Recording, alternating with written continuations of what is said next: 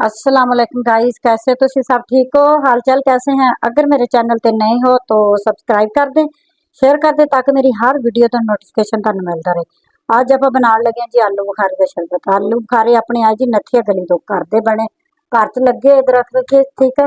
बाजारों आप नहीं ले ते अपने जी नथिया गली च गिफ्ट आया तो आप कहा चलो जी इन्हों का बनाने खट्टे मिठे मजे दे ते आप इन्हों का जूस ही बना लेने। तो तुहानू दसने दी रेसिपी अल्लाह का नाम लैके।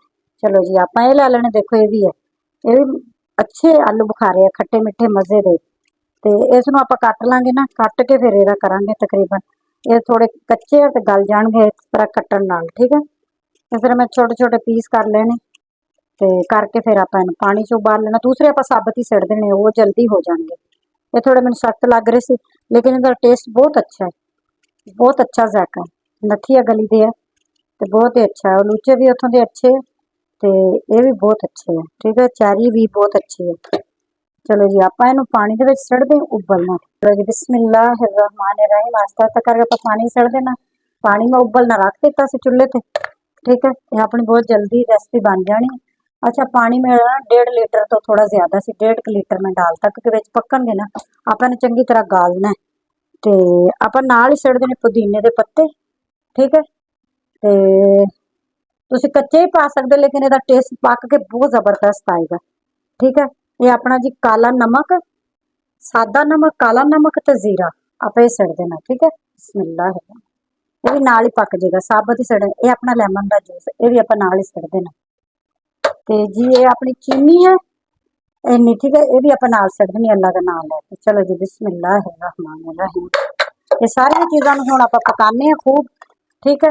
ते पुदीने की खुशबू बहुत जबरदस्त है, पुदीना थोड़ा जिहा मैं होर सड़ दिन्नी। चलो जी ते तुसी वैसे भी जदों इहनूं ग्राइंड करोगे जग विच पा के कच्चे नूं उदों भी तुसी ये कर सकदे हो। उहदा आपां 1-2 पत्ते होर सड़ देंगे कच्चे दे। इहदा मैं वैसे पानी उबाल के पीनी हुंदी, इहदा जीरे दा ते सौंफ दा बहुत जबरदस्त लगदा, बहुत अच्छा लगदा। विच पुदीना उबालो पानी ते बहुत अच्छा लगदा। चलो जी आपां इहनूं थोड़ा जिहा उबालदे, ठीक है, फिर तुहानूं दिखाने। चलो जी देखो आप पका रहे हैं, अच्छे तरीके नाल अपना पक जाता। एक तो एक दूसरी तरह बनता कि आलू बुखारे आप गर्म पानी च 2 मिनट वास्ते पकाने, पका के ते आप फिर इन्हां नूं ग्राइंड करके ते चलो जी गिलासां च पा लेना। एक ये कि इन्हां नूं थोड़ा जिहा 10-15 मिनट पकाना पैंदा, थोड़ा जिहा गाढ़ा करके फिर उतार लईदा। एक जिहड़ा कच्चिआं दा भी बनदा है। ते अगर तुहानूं मेरी वीडियो अच्छी लगदी है तो लाइक और शेयर जरूर करिया करो और मैनूं दस्सिया करो मैनूं किहड़े शहर चों देख रहे हो और मेरी रेसिपी दसना तुहानूं किस तरह की लगी, जरूर दसना, कमेंट कीता करो, ठीक है। ते तुसी भी बनाओ, गर्मी दूर करो ते गर्मी दा तोड़ जे हर तरह दी जी अजकल फ्रूट आए हुए हैं तो हर तरह का तुसी जूस बना सकते हो बच्चों वास्ते फ्रैश घर च, ठीक है। कच्चे अंबां दा भी बनदा, वो भी इंशाअल्लाह ताला तुहानूं बना के दिखाऊंगी। सीजन ऑफ ही हो रहा कच्चे अंबां दा क्योंकि हुण थोड़े थोड़े पक गए। चलो जी इन्हूं आपां हुण थोड़ा जिहा गाढ़ा कर लईए, 5 मिनट मैं पकाऊंगी फिर तुहानूं मिलदी 5 मिनट बाद। चलो जी आपां हुण चुल्हा बंद कर देना, अपना हुण पक गया, ठीक है। 15 मिनट इन्हूं पकाया ते इन्हूं हुण आपां चुल्हे नूं बंद कर दिन्ने। फिर आप इन्हूं छानते हैं। कच्चे देखो भी कच्चियां ते भी कलर चढ़ गया, पक्कियां दा कितना सोहना कलर हो गया। चलो जी आप हुण इन्हूं छानते हैं, तुहानूं दिखाने। चलो जी आप इन्हूं उतार लैने ते आप इन्हूं थोड़ा थोड़ा करके ना छानते हैं, इस च आपां सारा कढ लैना। हुण इन्हूं छान लैने क्योंकि अपने खूब पक गए अच्छे तरीके नाल। छन्नी ले लेनी, ठीक है। इस तरह आप अच्छे तरीके नाल छान लेने।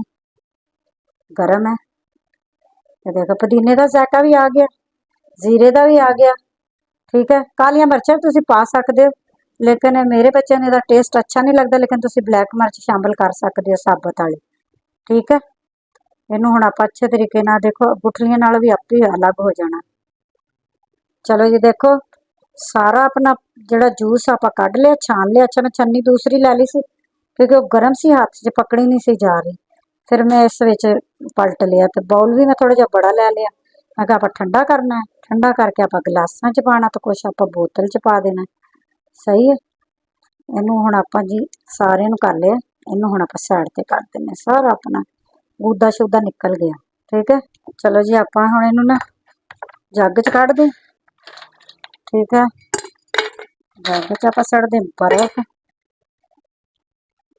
चलो जी आपां जग च कढ लेना सारा।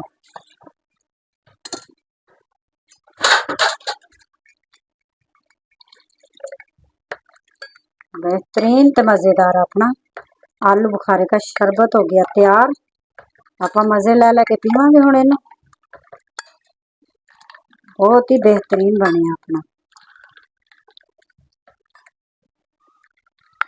अपना बर्फ के होर सड़ देने बेहतरीन तो मज़ेदार। चलो जी आप साफ करके हम थले रख दें तो आप सड़ दे बर्फ। देखो इन्हों आप कढ़ लेने। देखो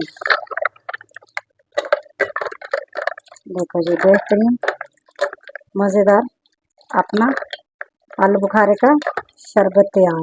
तुम एक हफ्ते वास्ते सेव करके फ्रिज रख सकते हो, ठीक है। लेकिन मैं इतना ज़्यादा नहीं बनाया, मैं थोड़ा ही बनाया तो साडा जी जल्दी खत्म हो जाएगा।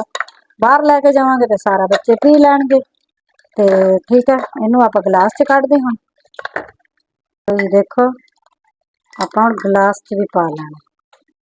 चलो जी देखो आलू बुखारे का शरबत बेहतरीन तो मज़ेदार तैयार हो गया। तो मैनू लाइक और शेयर करना, मेरी वीडियो नू ट्राई जरूर करना। तो मैनू कमेंट च दसा मेरी वीडियो तुहानू किस तरह की लगी। मैनू दो इजाजत, अल्लाह हाफिज़।